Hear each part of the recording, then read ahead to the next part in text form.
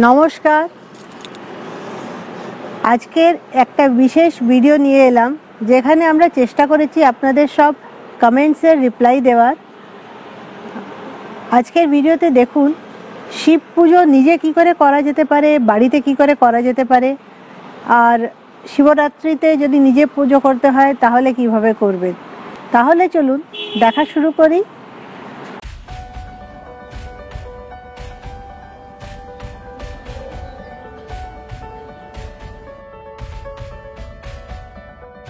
আপনারা সবাই ভিডিওতে আমাকে দেখেন আর দেখেন হিন্দু মিলন মন্দির। আসুন আপনাদের সবাইকে আমি আজ মন্দিরটা দেখাই।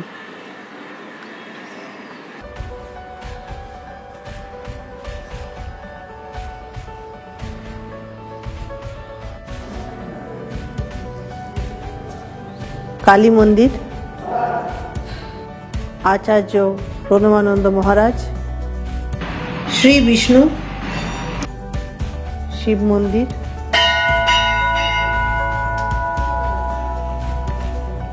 সংকট মোচন হনুমানজির মন্দির, শনি মন্দির, আজ এখানে সরস্বতী পুজো হয়েছে। সরস্বতী পুজোর কিছু ক্লিপিং দেখুন।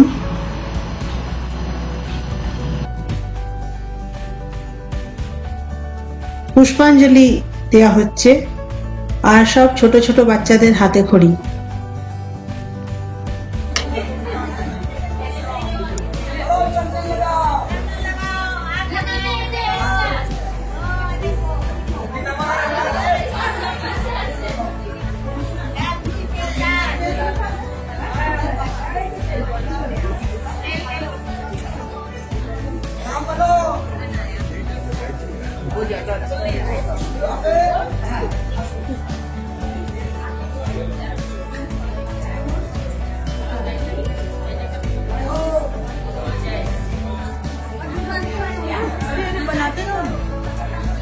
পণ্ডিত বাসুদেব শাস্ত্রী ভিলাইতে যে হিন্দু মিলন মন্দির আছে সেখানে মা কালীর মন্দিরে পুজো করেন, আর এখানে গুরুদেব আছেন।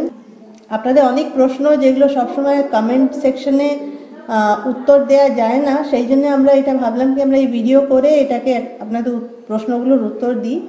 তো আমি একটা একটা করে প্রশ্ন জিজ্ঞেস করছি, আর যেটা ঠাকুরমশাই বলবেন সেটা আপনারা শুনতেই পারবেন। তো প্রথম প্রশ্ন এটা হচ্ছে কি শিব পুজো বাড়িতে কি করে করা যায়। বাড়িতে শিব পূজা করার জন্যে প্রথমে একটি পাথরের শিবলিঙ্গ, অনেকে বলবে যে কালোটাই বেস্ট, অনেকে বলবে সাদাটাই বেস্ট, কেউ বলবে যে অন্য ঘিয়া রঙের যেটা আছে সেটা বেস্ট। এরকম কিছু না, তবে সাংসারিক লোকের কালো রঙের যে শিব সেইটা কেনা ভালো। আসল পাথরের এখন অনেক নকল পাওয়া যায় সিমেন্টের, সেগুলো না কিনে ছোট্ট যে পাওয়া যায় পাথরের সেইটা কিনে, যার শক্তি থাকবে সেটা কিনে কোনো মন্দিরে বা কোনো ব্রাহ্মণ দ্বারা অভিষেক করিয়ে বাড়িতে রাখবেন। আর প্রত্যেক দিন জল বেলপাতা দিয়ে পূজা করবেন, যেমন ফুল পাবেন তেমন সাদা ফুল টুল দিয়ে পূজা করবেন, ওম নমঃ শিবায় বলে পূজা করবেন। আর কোনো নৈবেদ্য থাকলে দিতে পারেন, কোনো অসুবিধা নেই। উনি জল এবং বেলপাতাতে সন্তুষ্ট হন। নিজেকে শিবের ভস্য বা ত্রিপিণ্ড তৈরি করেও বসতে পারেন, গলায় রুদ্রাক্ষের মালা দিতে পারেন। আর ওম নমঃ শিবায় জপ করার জন্য রুদ্রাক্ষের মালা ব্যবহার করতে পারেন। আর শিবের স্তোত্র স্তুতি যেসব আছে সেগুলো পাঠ করতে পারেন। বিভিন্ন রকমের রাবণকৃত আছে, রামকৃত আছে, শঙ্করাচার্যের কৃত আছে, স্তোত্রগুলি পাঠ করবেন, তাতেই শিব সন্তুষ্ট হবেন। শিব জ্ঞান প্রদান করেন। বাড়িতে শিব পূজা খুব সহজ, জল আর বেলপাতা দিয়ে ওম নমঃ শিবায় বলে করলেই উনি সন্তুষ্ট হবেন। আর একটা জিনিস সেটা সবাই শুনতে চাইবেন যে শিবরাত্রিতে কিভাবে পুজো করবে। হ্যাঁ, শিবরাত্রিতে উপবাস রাখাটা শাস্ত্রে আছে যে শিবরাত্রি উপবাসের জন্য সব থেকে বেস্ট। যেমন একাদশীগুলো খুব গুরুত্বপূর্ণ, তার মধ্যে 4টে একাদশী গুরুত্বপূর্ণ, এবং শিবের হচ্ছে চতুর্দশী, আর মা দুর্গার অষ্টমী, আর জন্মাষ্টমী শ্রীকৃষ্ণের, আর রামচন্দ্রের নবমী, এই কয়েকটা উপবাস খুব গুরুত্বপূর্ণ হিন্দুদের, সনাতন হিন্দু ধর্মে এই কয়েকটা উপবাস গুরুত্বপূর্ণ। শিব চতুর্দশীতে উপবাস থেকে যেই দিন চতুর্দশী সন্ধ্যাবেলা পর্যন্ত আছে, কৃষ্ণপক্ষের চতুর্দশী, সেই দিন শিবরাত্রির পূজা করা উচিত। শাস্ত্রে 4 প্রহরের পূজা আছে, কিন্তু সাধারণ মানুষের পক্ষে এই 4 প্রহরের পূজার কোনো প্রয়োজন নেই। তারা শুধুমাত্র গঙ্গা জল, দুধ, দই, চিনি, মধু এসব দিয়ে আলাদা আলাদাভাবে স্নান করিয়ে, তারপর চন্দন লাগিয়ে, জল বেলপাতা দিয়ে ওম নমঃ শিবায় মন্ত্রে, সবসময় ওম নমঃ শিবায় মন্ত্র করে পূজা করতে পারে। আর ফল চড়াতে পারে, মাথায় কম ফল দিবে আর নিচের দিকটা ফল দিবে, সেগুলো প্রসাদভাবে। মাথায় যে ফলটা দেওয়া হয় সেটাকে খাওয়া নিষেধ আছে শিবের মাথার, তারও অনেক কারণ আছে, তো এখানে আমি সেইভাবে যাচ্ছি না। আর যদি মাথায় কোনো ফল দেওয়া থাকে শিবের, সেই ফলকে শালগ্রাম শিলাতে স্পর্শ করালে সেটা খাওয়া যায় বলা হয়, তাহলে আমরা সেটা অ্যাভয়েড করব, শিবের মাথার ফলটি। আর নিচে পাশে যদি দেওয়া হয় শক্তির উপরে, বা নিচে রেখে যদি শিবকে নিবেদন করা হয় মনে মনে, তাহলে সেইগুলো প্রসাদ হিসাবে আমরা গ্রহণ করতে পারি। এইভাবে আমরা পূজা করব, প্রদীপ জ্বালাবো। আর শঙ্খ আমরা বাজাবো না, ওখানে সিংহা বাজানোর দরকার হয়, সিংহা তো আমাদের কাছে নেই। এমনি ঘন্টি থাকলে ঘন্টি বাজাতে পারেন। আর প্রদক্ষিণের সময় দেখবেন যে পুরো প্রদক্ষিণ, গোলভাবে প্রদক্ষিণ করা যাবে না, কারণ ওই যে নেত নালা বা ওই যে শক্তির ওখান থেকে যে জলটা পড়ছে ওইটাকে পার করা উচিত নয়। তাই আমরা অর্ধচন্দ্রাকৃতি প্রদক্ষিণ করব, যে একটু পূর্ব থেকে পশ্চিম কিছুটা যাব, পুরো উত্তরের দিকটা আমরা যাব না। এইভাবে অর্ধ প্রদক্ষিণ করতে পারি, এটা শিবের প্রদক্ষিণের ক্ষেত্রে সুবিধা। আর পুরো শিবকে প্রদক্ষিণ করা যাবে না, এটা শাস্ত্রে বিশেষ ব্যবস্থা আছে। ঠাকুরমশাই, আর একটা জিনিস একজন জিজ্ঞেস করেছিলেন যে ওদের বাড়িতে সরস্বতীর মূর্তি শ্বেত পাথরের আর প্রতিষ্ঠিত, তো ওনারা ঘট পুজো করেন, ঘট বিসর্জন করেন, তো এটা ঠিক না এতে অন্য কিছু আরো করা উচিত? ওনাদের দেখুন, পূজা পদ্ধতি দেশাচার, কুলাচার, শাস্ত্রাচার, 3টে আচারে হয়। আর প্রতিমায়াং ঘটে পটে, ঘটে পূজা করা যাবে প্রতিমা, আর পটেও পূজা করা যাবে।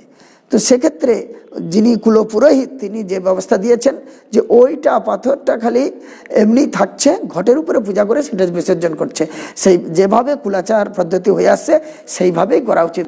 উনি মূর্তি যেমন আছে তেমন থাকবে, যেমনভাবে চলছে কুলাচার হিসাবে তেমনভাবেই চলতে দেওয়া উচিত, এটাতে কোনো অসুবিধা হবে না। আর একটা প্রশ্ন এসেছিল, মা কালীর পুজো আমরা বাড়িতে কি করে করতে পারি? বাড়িতে মা কালীর পুজো করতে গেলে যদি ব্রাহ্মণ হয়, এবং শুধু ব্রাহ্মণ হলে হবে না, সে যদি তন্ত্র দীক্ষিত হয়। ব্রাহ্মণ তো আমরা এখন সেইভাবে ব্রাহ্মণ আমরা দেখছি না যে ব্রহ্ম জানাতি ব্রাহ্মণ, তো আমরা বর্ণগতভাবে ব্রাহ্মণ এবং উপনয়ন হয়েছে বলে দ্বিজ বলা হয়। তারপর একটি শ্লোক আছে যে জন্মনা জায়তে শূদ্র সংস্কার দ্বিজচ্যতে বেদ পাঠে ভবেদ বিপ্র ব্রহ্ম জানাতি ব্রাহ্মণ, সেইভাবে ব্রাহ্মণ এখন হয় না। তো যদিও ব্রাহ্মণ পরিবারে জন্মগ্রহণ করেছে, উপনয়ন হয়েছে, তা বেদমন্ত্রে দীক্ষিত তারাও শক্তি পূজা করতে পারে। তবে দীক্ষা যেটা, সেই শক্তি মন্ত্রের দীক্ষা গ্রহণ করে মা কালীর পূজা করাটা বিধিবদ্ধভাবে উচিত, এমনি ঘরে মা কালীর পূজা করা উচিত নয়। আর সেক্ষেত্রে যদি মন চায় সেক্ষেত্রে ওই সব কোনো ব্যবস্থা না দেখে এমনি ফুল চড়িয়ে পূজা করবেন আর মনে মনে মা কালীকে স্মরণ করবেন, এছাড়া কোনো শাস্ত্র বই সেখানে প্রয়োগ করবেন না।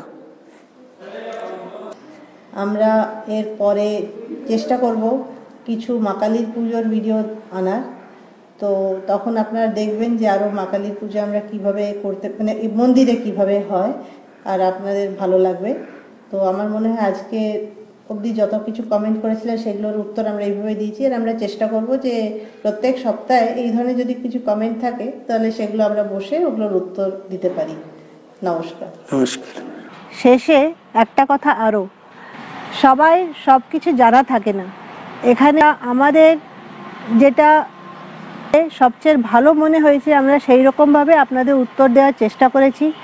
অনেক রকমের মত আছে, মতান্তরে অনেক অন্য অন্য বিধিও হতে পারে। আপনাদের যেভাবে ভালো লাগে আপনারা সেইভাবে পুজো করবেন। আর শিব পূজার আমাদের যে ভিডিওগুলো আছে তাতে মহাদেবের পুজোতে যেসব জিনিস লাগে সেগুলো সব দেখানো আছে। যদি কোনো মন্ত্র জানা না থাকে শুধু ওম নমঃ শিবায় বলে ওই সব জিনিস দিয়েই আপনি পুজো করতে পারবেন। আমাদের অন্য অন্য ভিডিও যেগুলো শিব পূজার আছে সেগুলোও দেখুন। আপনারা যদি এখন অবধি আমাদের চ্যানেলটাকে সাবস্ক্রাইব না করে থাকেন তাহলে প্লিজ সাবস্ক্রাইব করুন, আর আমাদের ভিডিওগুলো লাইক, শেয়ার আর কমেন্ট করুন, আর আমাদেরকে ফেসবুকে ফলো করুন।